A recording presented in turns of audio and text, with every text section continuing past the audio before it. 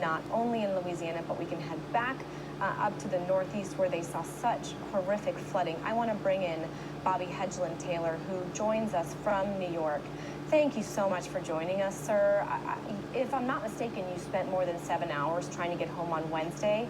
We saw some of this video of the city just being overtaken by flooding, and we have the subway video that you recorded. So I do want to play that for our viewers, and while we play that, can you just tell us what you went through when you were shooting this video? Because it's unbelievable.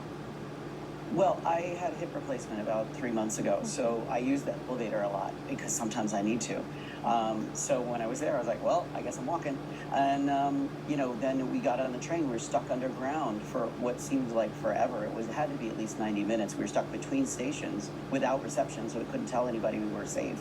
Then we got into the last station, and the conductor thankfully said, you know, you got to leave the train. It's not safe underground. And so we got outside, and there were literally thousands of people with umbrellas standing in the middle of a torrential downpour on the Upper East Side. So I had to figure out a way to get home. Uber and Lyft was impossible, and if you were trying to get one, they would just cancel you, and they were skyrocketing the price. So who could afford to get home?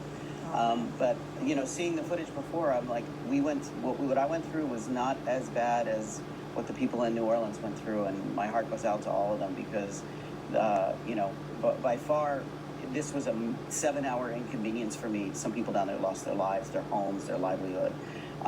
So yeah, I spent 7 hours on the Upper East Side of Manhattan wandering around during a you know, worst hurricane, but I made it home safe around 5 in the morning, and it was rough though. It was definitely scary for part of that. No, and I agree with you. We certainly don't diminish, and like we had heard the man earlier in the report, just getting basic necessities and lives have been lost, so we respect that.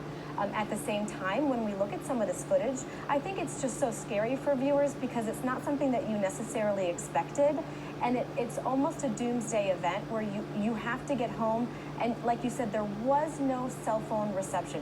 What were you thinking? What were people around you saying? Because if you see water coming from the ceiling, I would imagine that your mind goes to some pretty dark places.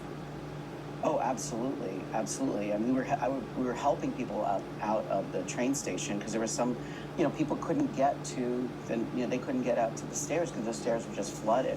So, you know, you do what you can. Like I said, we were all crammed on the sidewalks trying to figure out what to do. You know, being a resourceful New Yorker, I said, let me get out of this crowd and find a bus, there was no bus, there was no shuttle. Where were those resources that we have to get people safe? And yeah, I had to wait until, like I said, around 5 in the morning. I stopped in at a pub. I had a few drinks. I stopped in at a diner. I had, you know, some soup.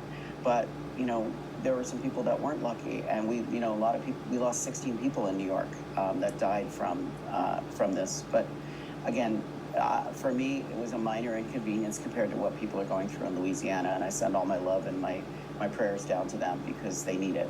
Oh, we do as well. Bobby Hedglin-Taylor, thank you so much for joining us. Like you said, an inconvenience, and our thoughts or prayers are with the folks who lost their lives in the Northeast and obviously in Louisiana as well. Thank you so much, sir. Appreciate it. Thank you for having me.